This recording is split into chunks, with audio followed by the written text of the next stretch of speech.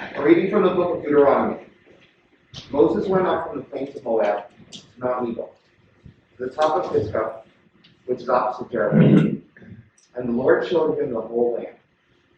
Gilead as far as Dan, all Naphtali, the land of Ephraim and Manasseh, all the land of Judah as far as the western sea, the Negev and the plain.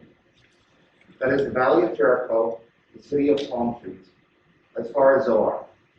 The Lord said to him, "This is the land of which I swore to Abraham, to Isaac, and to Jacob, saying, I will give it to your descendants. I have let you see it with your eyes, but you shall not cross over there." Then Moses, the servant of the Lord, died there in the land of Moab, at the Lord's command. He was buried in a valley in the land of Moab, opposite Beth Peor, but no one knows his burial place to this day. Moses was 120 years old when he died. His sight was unimpaired, and his vigor had not abated. The Israelites wept for Moses in the plains of Moab 30 days. Then the period of mourning for Moses was ended. Joshua, son of Nun, was full of the spirit of wisdom because Moses had laid his hands on him.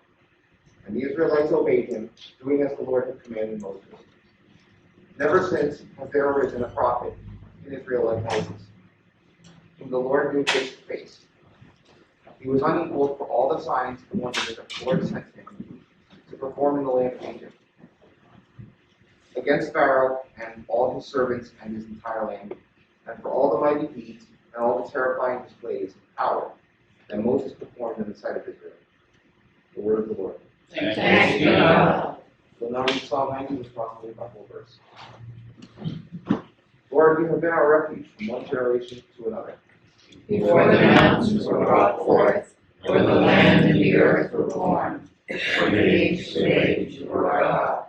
You turn us back to the dust and say, "Go back, O child of earth." 1,000 years in your sight are like yesterday when it's past, and I will watch in the night. You sweep us away like a dream. We fade away suddenly like the grass. In the morning it is renewing our bushes, in the evening it is dried up and withered. Return, O Lord. How long will you tarry? Be gracious to your servants. Satisfy us by your loving kindness in the morning, so we shall rejoice and glad days of our life.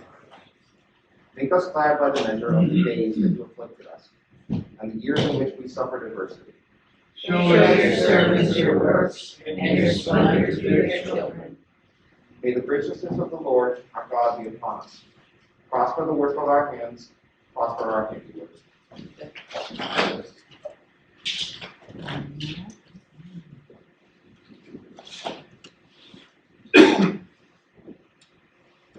A reading from the first letter of Paul to the Thessalonians. You yourselves know, brothers and sisters, that our coming to you was not in vain, but though we had already suffered and been shamefully mistreated at Philippi, as you know, we had courage in our God to declare to you the gospel of God in spite of great opposition. For our appeal does not spring from deceit or impure motives or trickery, but just as we have been approved by God to be entrusted with the message of the gospel, even so we speak, not to please mortals, but to please God who tests our hearts. As you know, and as God is our witness, we never came with words of flattery or with a pretext for greed, nor did we seek praise from mortals, whether from you or from others, though we might have made demands as apostles of Christ. But we are gentle among you, like a nurse tenderly caring for her own children. So deeply do we care for you, that we are determined to share with you not only the gospel of God, but also our own selves, because you have become very dear to us. The word of the Lord. Thanks be to God.